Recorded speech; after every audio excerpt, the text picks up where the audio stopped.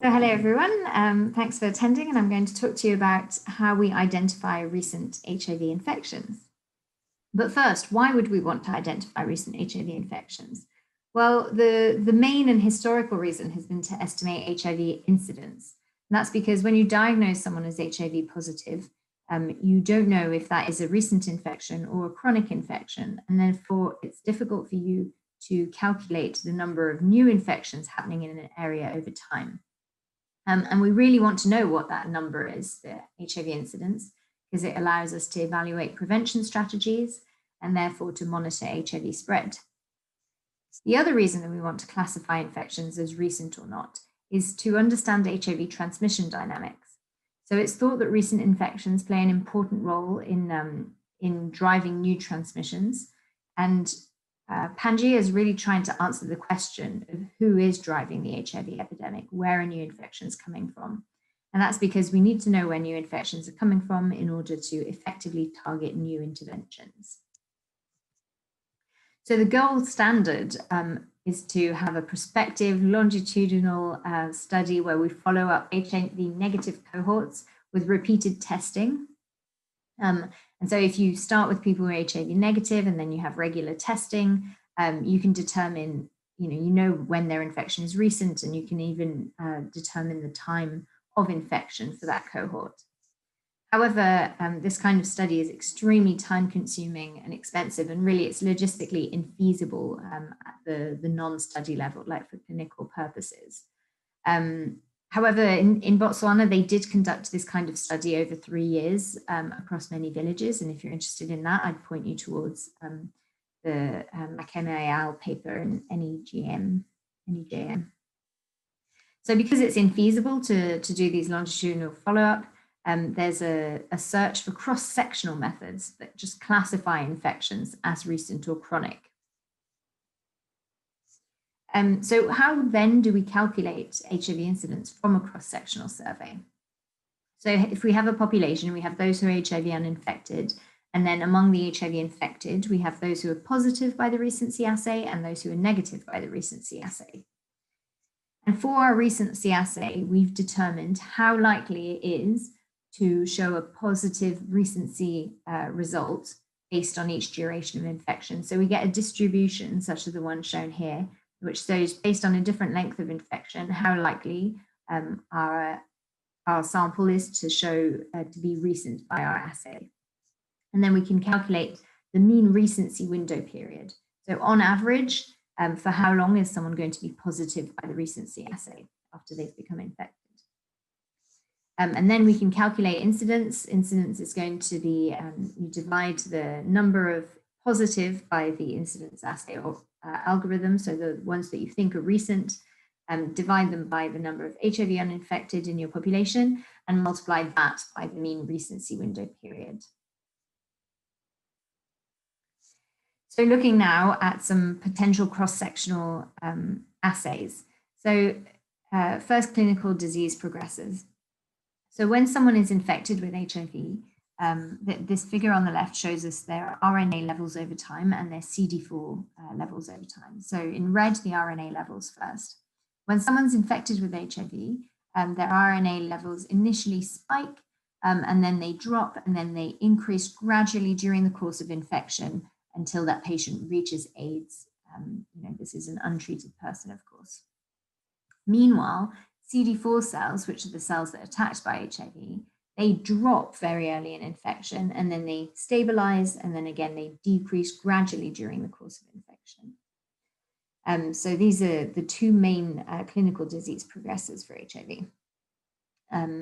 So it is possible, this graph's also showing that during the early stages of infection, we have something called acute HIV syndrome, where someone might actually have symptoms. These tend to be quite generic symptoms of immune activation, but occasionally someone will be diagnosed in HIV acute infection based on symptoms because they present to the doctor with this viral syndrome and they know that they had an exposure recently and they're tested for HIV and they're positive. But this is very rare because this is only possible during the first few weeks of infection. And as I showed in this figure, viral load and CD4, they do change gradually over time, but unfortunately there's a lot of individual variation. So by taking just one measure of CD4 or viral load, it's actually impossible to measure time since infection. However, if you have multiple CD4s over time, it is actually possible to fit regression models and to estimate time since infection that way. Next, we have the serological assays. So during those first few months of infection, as you saw in the previous figure, there's a lot going on because the virus is entering the person's body and they're building an immune response. And so there are stages of immune responses that can be detected and that can allow us to classify infections.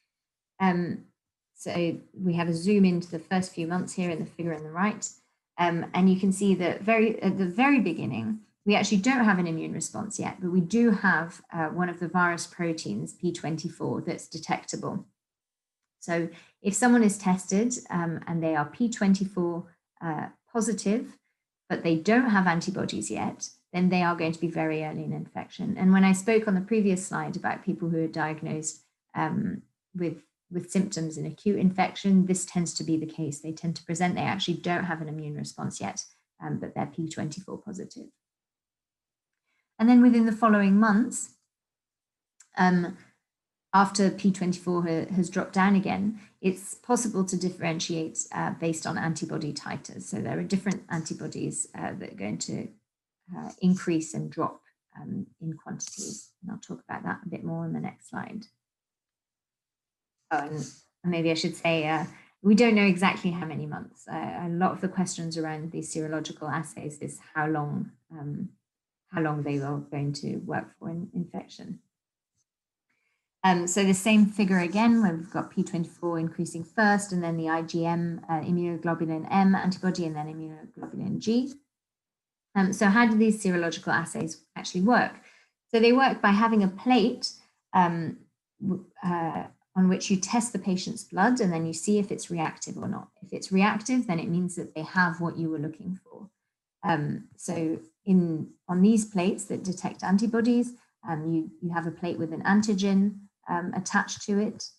For the P24 test, because P24 is an antigen, you have an antibody that links to P24. So going from right to left, if a patient, if you were to conduct the P24 test on their blood and it was positive, then that would mean that you have detected the P24 antigen. It has linked to your antibody, and then it's linked to something here that is a detection reagent. For example, it gives out light that lets you know that it's positive. If you have a patient and they react to both, they have antibodies to both the IgM and the IgG antigens, then this would mean that they are in the intermediary stages of early infection where they have both IgMs and IgGs. If they are sensitive only to IgG, then this would mean that the IgM antibodies have disappeared and they've progressed beyond about 2 or 3 months in infection. But there's still interest in being able to detect a little further than this very small window. And at this point, it's going to focus on the quantity of IgGs. So there are commercially available recency assays, and all of them, they really focus on this, this time period of increase in antibodies. So we've seen the P24s and then the IgMs, but then over time, IgGs in particular are going to increase over time linearly until they level out and then stay pretty much stable for a lot of the rest of infection. So 3 tests in particular that I want to highlight are the less sensitive enzyme immunoassay, which focuses on the increase in antibodies over time. The avidity assays, they focus on the quality of the antibody response. And then the BED CEIA assay looks at the proportion of HIV-specific immunoglobulin Gs to the total immunoglobulin Gs in someone's blood. And yeah, and then what's important is to find what is this time cutoff in which you'll get a positive versus a negative for the assay that you're looking at. And what's really important here is that we really want a window to be as wide as possible. And this is what this figure shows us. So if we had a population, we've got along the x-axis, we've got the incidence in the population that we're looking at. And then on the y-axis, we've got how many people we would have to test to find at least 10 recently infected individuals. So if we look at a population with an incidence of 1%, which is very high, quite high. I suppose in the African setting, there are lots of countries that do have an incidence of 1%. But nonetheless, for an incidence of 1%, you would actually, if your window period was 21 days, you would have to test 20,000 individuals in order to find at least 10 recently infected individuals. If you can decrease that, if you can increase that window period to a whole year, 365 days, you then would only have to test 1,000 people to get your 10 recently infected individuals. So it means that the scale of your intervention has to be much smaller in order to yield the same result. As well as that, when we're thinking about the impact of recent infections in driving the epidemic, we usually mean infections less than a year. And that's because if we were talking about infections less than 2 months, even if people in the first 2 months of HIV were increased risk of transmitting the virus, that is such a small proportion of their infection as a whole that not only would it still probably not amount to that many transmissions, but we'd also have very wide confidence intervals on our ability to make estimate the risk of onward transmission. So there are many factors, unfortunately, that influence how well these serological assays work. So when we talk about how they work, it's this probability distribution of how likely we are to call the infection as recent, depending on how long the infection actually is. So there are individual level confounders, so people's race and their sex, and also the country, and even more importantly, HIV subtype really affects the distribution in this figure, as well as viral load set point. I'll talk about subtype on the following slide because it's particularly important, especially in the context of PANGEA. There are confounders that change during the course of someone's infection. So when someone is in AIDS, then the serological assays will not classify accurately. If someone is using antiretroviral treatment, which again is something that we're really interested in the context of PANGEA, because many people have gone onto antiretroviral treatment before we include them in the study, and we're still interested in getting an estimate of their time since infection.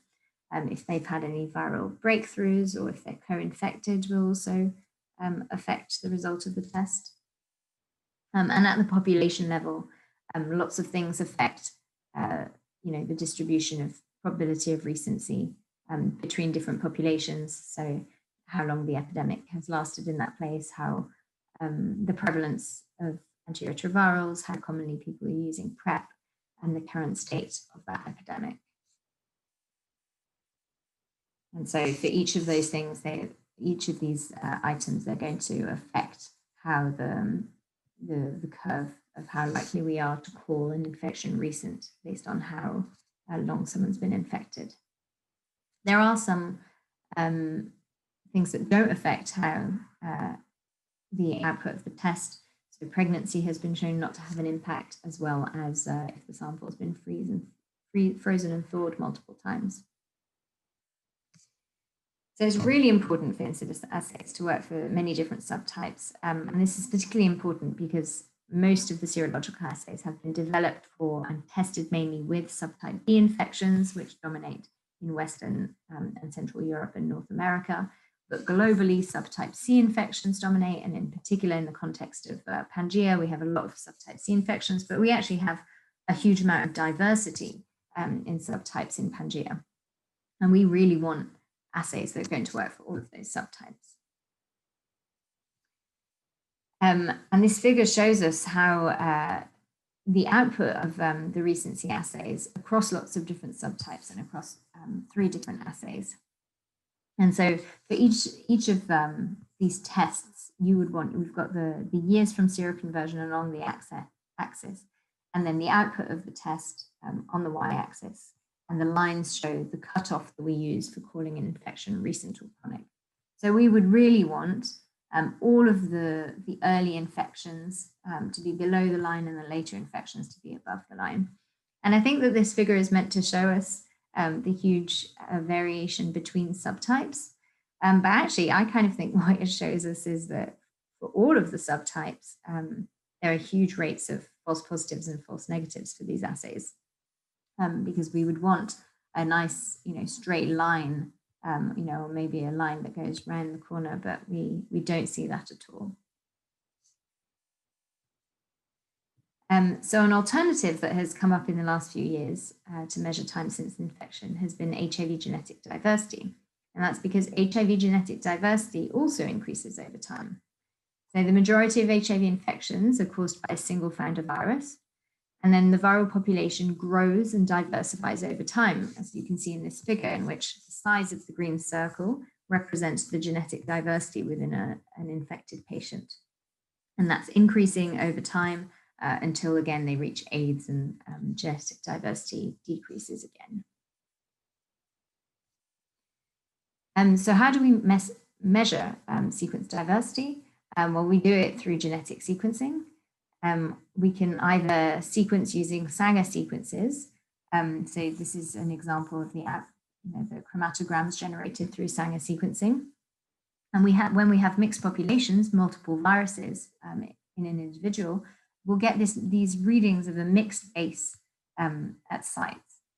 And if we count the number of mixed bases in a sequence and divide that by the sequence length, that can give it, that is our measure of sequence diversity, and the proportion of mixed bases is going to increase over time during the course of infection. And Sanger sequencing based methods can be improved by focusing on certain genes or by focusing on the third codon position. More recently, and in PANGEA in particular, there's also been next generation sequencing. So in this case, we're sequencing many different viruses in the population. And then we can measure the amount of diversity within that population through pairwise diversity estimates. And there's lots of different ways of doing this. 3 different methods that have been used in a number of papers have been Hamming distance, entropy, and pi.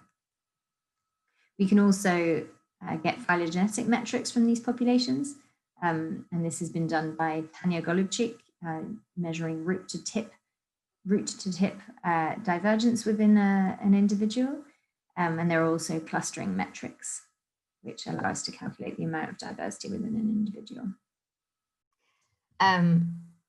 In the same way as for serological assays, there are unfortunately a lot of factors influencing diversity-based recency estimates, both how well they perform and how likely we are to use them. So compared to serological assays, diversity-based assays are actually a lot more expensive and a lot more time-consuming. And this is something that's really going to matter if you're thinking about clinical applications of your methods. Within the context of research or within the context of PANGEA, where we're generating these genetic sequences anyway, obviously these assays are ideal. A big question is whether they still work in when a patient is taking ART. I mean, the ART is very clearly going to affect these estimates a lot, because once someone is on treatment, HIV is replicating much less within their body, and so you're not accumulating genetic mutations at the same rate. Nonetheless, it's still possible that it will work, that you can still use genetic diversity based indices to classify infections as recent or chronic, even when a patient is taking ART. And again, in the context of Botswana, where universal treatment has been deployed and people are being put onto treatment as soon as possible, but there's still huge interest in cohort-based studies and knowing whether infections are recent or not. This is a huge point of interest. Diversity-based estimates have the same risk as serological assays for misclassifying late-stage infections, because you get a decline in diversity, as I showed in one of the first figures. And there's also, it's also very likely that these metrics are going to change at a different rate in long-term non-progressors and in rapid progressors. So this is really, in the same way as serology, the same issues in diversity-based recency estimates.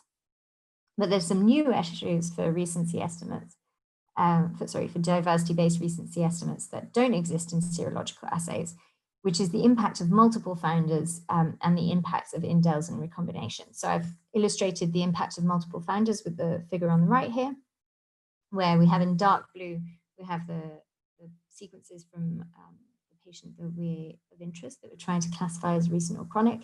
And say the light blue is a single other patient, then, during the transmission event, our patient of interest was infected by 2 different viruses.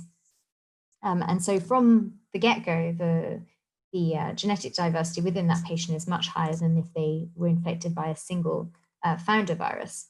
And actually, if we look at this phylogeny again and imagine it as being in dark blue, the viruses from our patient of interest, and in light blue, a population as a whole, we would actually have a patient who's infected with 2 completely different viruses, possibly as a result of 2 separate transmission events, a superinfection event. And so in this case, again, the diversity observed within the patient of interest is going to be much higher than you would expect for the duration of their actual infection. And then in terms of indels and recombination, these are sort of the secrets of phylogenetics that we don't have any way of accounting for them, and we don't know exactly how they affect the diversity metrics. At least for multiple founders, if you construct phylogenies, you do see this pattern and you are able to account for that in your estimates. So you could look at the genetic diversity just within this subset of viruses and just within this subset of viruses. So it's possible to account for. So I've talked about all these recency methods, but I haven't really told you how well they work or how we know how well they work. One of the main ways of assessing them is using receiver operator characteristic curves. So this is an example. This is the example of the ROC curve, but this is how we plot the ROC curve. So along our x-axis here, we would have our feature of interest. So let's call it genetic diversity. And you're going to have to imagine that it goes in the opposite direction from the way it is here. So this is very low genetic diversity, and this is very high genetic diversity. I should have added that to the slide, sorry. So and you have your populations of known recent or chronics. So this curve are the recents, and this curve are the chronics. So the recents have low genetic diversity and the chronics have higher genetic diversity. But there is overlap between those 2 groups, and that's why it's so difficult to classify them. So you choose a cutoff, and then for that, which is represented by the black line going through the graph, and for that cutoff, you then calculate your number of true positives, the ones that truly are recent and that you classify as recent using your algorithm, the true negatives, the ones that really are chronic and you classify as chronic with your algorithm, and then your false positives and your false negatives. Oops. Here are the false negatives, and here are the false positives. And yeah, you calculate both of those numbers for every threshold that you think might be good. And then you can plot your true positive rate against your false positive rate. And what you want is an assay with a very high true positive rate and a very low false positive rate. So going up into the left-hand corner here, this graph shows you for every cutoff, your number of true positives and your number of false positives. And the higher up in the left-hand corner you're able to go, the better your classifier is working. So you calculate your sensitivity, specificity, true positive rate, and false positive rate for every cutoff. And what's important here is that means that when you're optimizing sensitivity, you lose specificity. And so you need to think about when you're developing this classifier, what are you really interested in? Is it really important to you to not miss any recent? or is it more important for you to not misclassify any chronics as recent? So do you want to optimize sensitivity or specificity? So importantly, testing all of these algorithms requires cohorts with lots of known recent and chronics, and these cohorts are really difficult to obtain. And so the reason that I've chosen not to present any results of any of the assays of how sensitive and specific, how sensitive and how specific the assays are, is that A, many of the cohorts on which they're tested are quite small, and B, sometimes how well we know whether those patients are recent and chronic is actually a bit vague in itself. So sometimes classified are just tested against other classifiers. For example, for the original papers looking at do diversity metrics work at all, they were compared to serological assays and to CD4 regressions. And so I don't think that this really gives us a true answer of how sensitive and how specific the new classifiers are. I think that what this also means is that the individual results at the level of the individual, and I don't mean at the level of the individual study, but at the level of the individual, are not very meaningful. So if you're thinking about a single individual and classifying them, you're not going to have huge confidence in that result. However, when you're doing this at the population level and you're trying to, for example, estimate incidence, you can have high reliability in your results. And if you're looking at then at the population level, the proportion of onward transmissions that come from recent infections, you can have reasonable confidence in that result, but at the individual, it's not so meaningful. Also, I would stress that thresholds are actually not very transferable. I showed you with the serological assays that there's a lot of variation between subtypes. And I said to you that the serological assays are, hugely affected by subtype distribution, race, age, sex. And so often these assays have to be retested. You're better off retesting your assay within a small subpopulation of your population of interest in which you have some idea of recents or chronics, rather than directly applying the results of a classifier that's been developed elsewhere. Of course, it's possible to combine these results. So it's possible to combine results from different recent classifiers. So here we have a figure on the right showing, I told you, how HIV RNA viral load goes up gradually over time. We saw that we've got different antibody responses at different stages of infection, and then genetic diversity is increasing over time. If you combine the results from these different assays using what's called a multi-assay algorithm, you can hugely decrease false positive rates.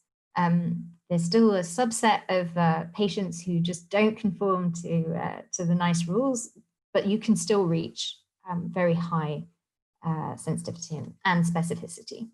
And there's different ways of classifying, implementing these multi-assay algorithms. I really like Oliver Stirrup's Bayesian classifier. I've given the reference at the bottom. Because it can actually take as input any information that you have. It recalibrates it for you within your population with the information that you've got about that population. But of course, multi-assay algorithms increase cost, time, and complexity above beyond even any of the most complicated single tests. So going one step further than just being able to classify infections as either recent or chronic is actually estimating time since infection. So again, in order to really calibrate such a classifier, you need to have access to cohorts with known duration of infection who've been longitudinally sampled, and these are even more difficult to source than individuals with known recent or chronic infections. However, these methods do exist and have been applied successfully. I mentioned the CD4 regression method that's been used, I should have said earlier, but by the Swiss HIV cohort study and by the UK HIV drug resistance database. So this, requires multiple CD4s. using NGS-based diversity metrics over time, Puller managed to calculate timing of infection within a year for their cohort. They only had 31 individuals for whom they had, you need such specific data from each of these individuals. So, and they only have 31, and this graph shows on the x-axis the true time since infection, and then on the y-axis the estimated time since infection. So you can see that there's definitely a very strong association between the two. However, there's a lot of variability between different individuals who are shown with the different shapes and colors. And these estimates are also hugely improved by including demographic, clinical, and serological data. And again, this is what Bayesian classifier does. The advantage of these methods is that you don't need to choose sensitivity or specificity. So why would you choose one recency classifier over another? I think it's really going to depend on your application. I mean, cost and scalability are important, and whether you want to optimize sensitivity or specificity depending on your application. But really, some classifiers are going to be appropriate within a clinical setting. But even very complicated, within research, even very complicated classifiers such as the multi-assay algorithms, which cost a lot and are difficult to implement, are going to continue to be really of interest, and that's where the focus of research is really improving the classifier as much as possible, even if it is expensive and complicated. So in summary, identifying recent infections is essential for estimating incidence and for measuring the proportion of infections coming from recent infections. Stage of infection can be estimated using clinical indicators such as viral load in CD4, serological assays such as the BED or the less sensitive enzyme immunoassay, sequence-based diversity estimates, whether they're derived from Sanger sequences or NGS sequences. But stage of infections, can be estimated much better if you combine these assays in what's called multiple assay algorithms. Evaluating the methods requires cohorts with known duration of infection, and these are difficult to find.